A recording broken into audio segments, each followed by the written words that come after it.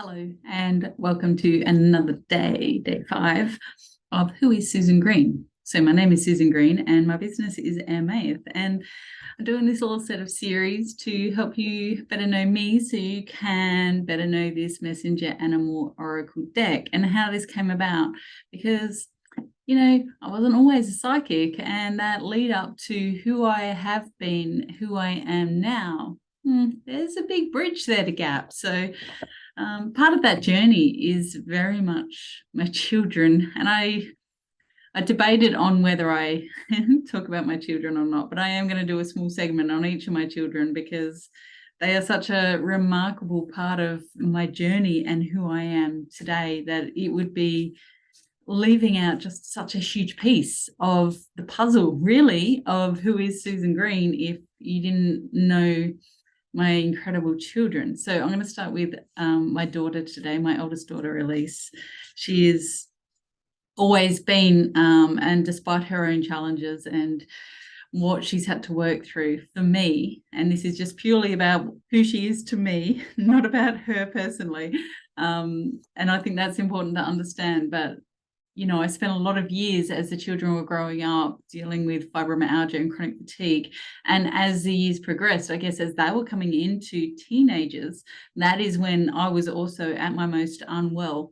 And those days of, the exhaustion being so bad that you get up, you have a shower, and you're so exhausted that you need to literally lay down again because you're just too exhausted. Elise used to call it, I think it was something like mum's spoon disease, because I used to explain it like, you've got a certain amount of spoons, and depending on how you use those spoons in your day, depends on how much energy you have or not, each spoon indicating the energy. So it was kind of like mum's spoon disease.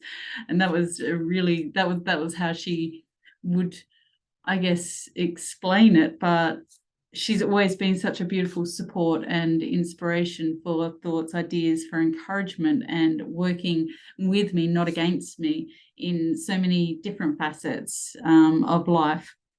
She's such a creative inspiration. She she loves to draw. She loves to be in nature. These are all the parts of me that go tick, tick, tick, tick, because that's very much my soul as well. I love to draw. I love to be in nature. So she's, together, it's that creativity. You get together and you're like, oh yeah. And you sort of bounce off each other and you share ideas and thoughts. And whenever I'm stuck and she's like, oh, have you thought about? And all of a sudden I'm like, oh, that's the answer. That's just the thought I needed. And that gets me out of my own head. So when she comes to stay and she sits there on the couch and she plays the guitar and she just randomly, fiddles with the guitar and sings her little songs, and she's got a beautiful voice and an amazing talent there. And it's just such a joy just to have that in the background and knowing she's about. And there's just such beautiful acceptance and joy to be authentic with Elise. And I think that is been part of my journey, and my growth out of fibro and chronic fatigue into brilliant health has been, Elise and that support. Even when I first moved into that transition of where I was to where I am, and I was looking at diet in a really big way. And I literally cut out about 80% of food, drink, and I was living on literally nothing. It really did my head in a lot, because you can't make that sort of transformation without, challenges. And just knowing, like, you're brought up cooking in a certain way or understanding how to do things in a certain way and eat in a certain way. And I was trying to restructure everything I ever knew. But by this time, Elise was quite a bit older and a teenager. She'd moved out of home. She'd been living on her own for a while.